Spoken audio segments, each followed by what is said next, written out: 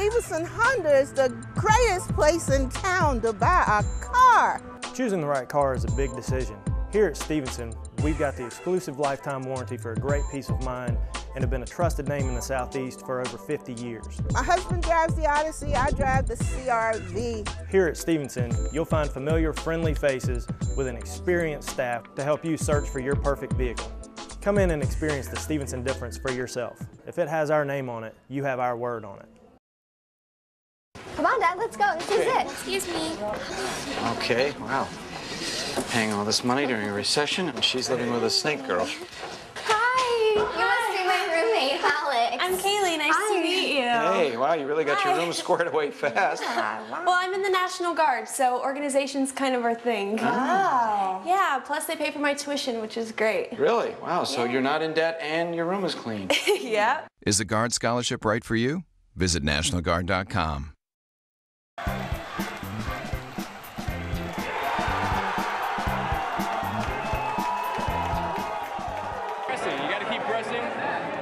It's win or go home. I don't want to see penalty kicks, man. Game was fun so far. We got the PK off of Donovan. We're tied. We're going into the overtime.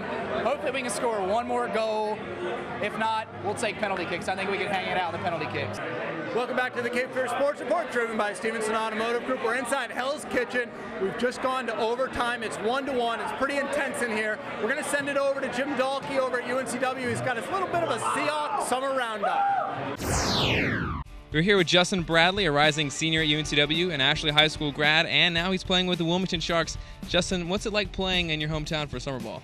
Oh, it's great because the past 2 years for summer ball, I've been in New York in Asheboro, and I kind of just wanted to be close to my family because they love coming out and watching me play. So being here was just a great thing for them and for me to come out here and get repetition and get better. Yeah, absolutely. Talk about the differences in playing summer ball compared to school ball, especially the competition that you're facing.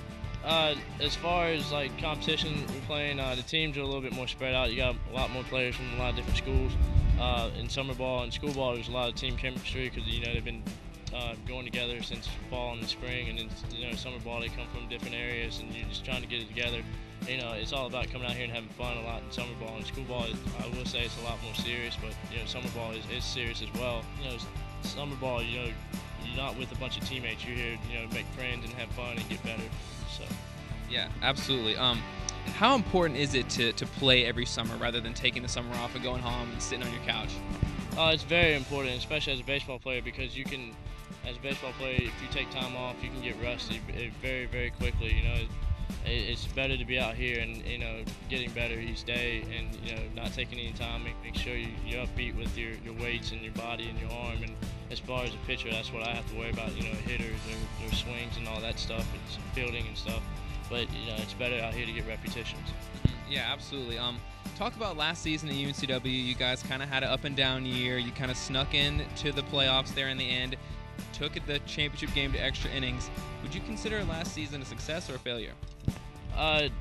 With the expectations that we had, I would say it was kind of in between. We had such high expectations for each other where we could have did a lot better than what we did.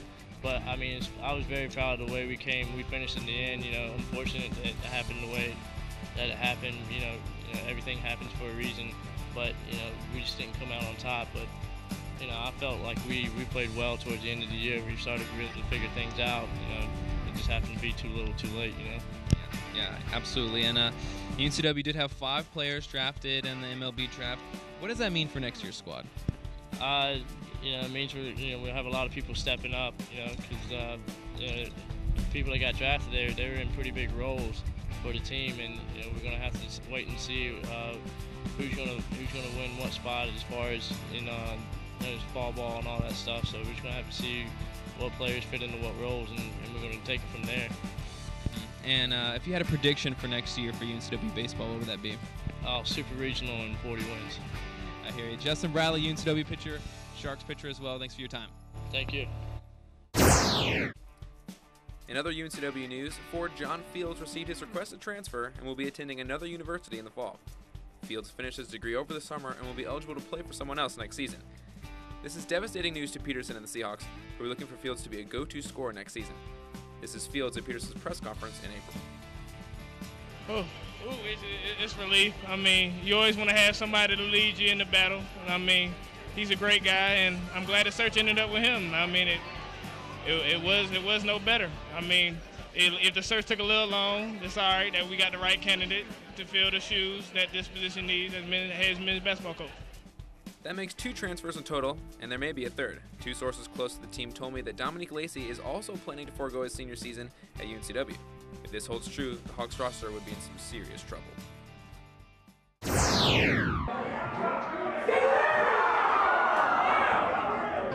Thanks, Jim. It'll be interesting to see what happens next year on the UNCW hardwood. Back here at Hell's Kitchen, bad news for the U.S. soccer team. Ghana scored in extra time. We found Ramon Herrera, WWAY's own, for a little post-game analysis. What happened there at the end? It came down to playing tough, playing physical. If the game was based just on certain parts of the game, if the U.S. would have played the way they did the second half, they would have won. But when you're not attacking the ball, you're not attacking the defenders who have the ball, you're not going to win. So surely the U.S. would have liked a different outcome. On the big picture, this is a success or a failure? I give it 50-50 in the ways of it brought in a lot of the U.S. fans to become soccer fans, and it also got the U.S. rallied up. You know, you're going to play international games, whether you watch the Premier Leagues during the non-World Cup seasons. The teams that win are aggressive. You can't win unless you're scoring goals. And I think that's a very important lesson that the U.S. learned today. You play the way you did the second half, you're going to win. You play the way you did the first half and the rest of the game, you're going home.